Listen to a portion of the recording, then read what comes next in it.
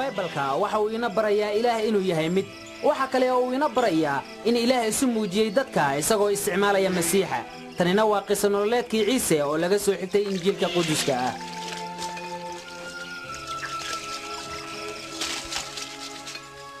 maalmahaas oo Kaysar Augustus boqorka ah Roma iyo Herodkii weynaa markuu boqorka ah Yahuudiya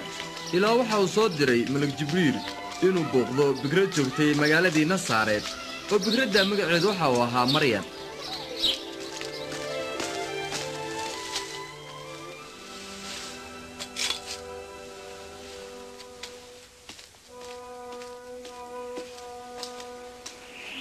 أبقين مرياني waayo ihsaan baad Ilaah ka heshay waad uureysan doontaa oo waxaad u muli doontaa wiil oo magaciisa waxaad u bixin doontaa Ciise sida waxaan ku ahaan bikrad baan ahay nin weyn buu ahaan doonaa oo waxa loogu yeeri doonaa wiilka Ilaaha ugu sareeya boqortooyadiisuna waligeed ma idlaan doonto haddaba Maryam waxay u safartay magaalo ku taal Yahuudiya si ay u baqato inaabtideed Elizabeth taasoo si mucjiso ah u heshay ilmo Elizabeth Maryam inaabti Maryam waxa taaytan dumarka oo dhan ugu barakaysan oo wax barakaysan ilmaha dali doonto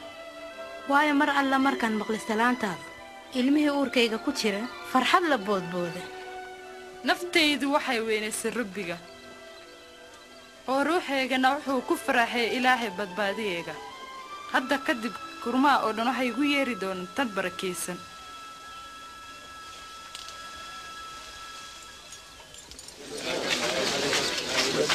ogaada dhammaan nimanka reer Nasaareedow in amarka awsur Kaysar awgii uu jiri doono tirakoob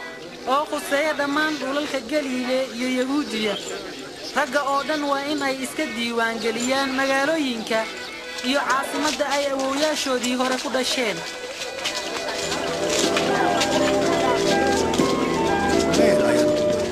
Maryam waxay aaday Beetlehem Yahuudiya si ay iskula soo diiwaangeliso Yuusuf oo u doonay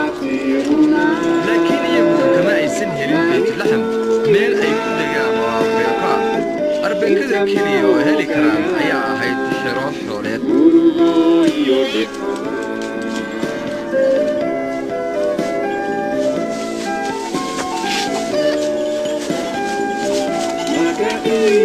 halkaas waxaa jiray kuwa adeejirayaal ah oo waddanka dhinaciisa idagooda ku dhaqaalaysanayay habeenkii markuu madaga Ilaah iyaga u muuqday oo uu martabada Ilaahna ay iyaga dul iftiintay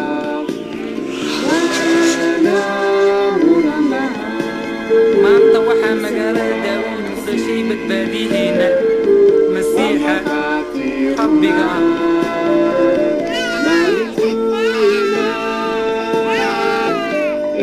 ayaa dhaqsaday si ay u soo arkaan ilmaha cusub oo qabaalka ku dhashay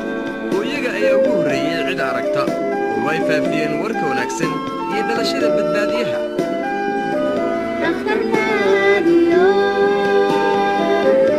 toddobaad kadib markii uu yimid waqtigii ilmaha la gudi lahaa waxaa loo baxshay magaca Ciise oo Yuusuf iyo Maryam waxay ilmaha geeyeen Yeruusaalem si ay Rabbiga ugu guddoonsiyaan xadufka dhexdiisa waxaa joogay wanaagsan oo Rabbiga u ahay kaasoo uu ruuxa Qudusku u ballan qaaday inuu iman doono ilaa uu ka arko Masiixa Ciise waxa uu ahaa Simcoon imika addoonkaagu nabad ha ku tago sida ereygaaga Quduska ah u dhigayo inta moogaya murugo iyo dhib oo indhahayguna waxay arkeen badbaadintaada ilmahan waxaad doortay Ilaah oo labadiinnuba barakaysnaada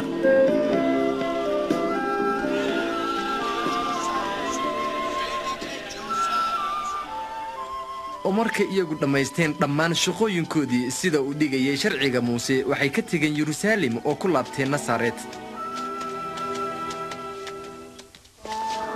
markii Ciise 12 jirka ahaa ayaa Yuusuf iyo Maryam u kaxeeyeen Yeruusaalem ciidii kormaridda laakiin markii ay ku laabanayeen guriga iyagoo u maleynaya in uu la socdo ayaa Ciise dib uga haray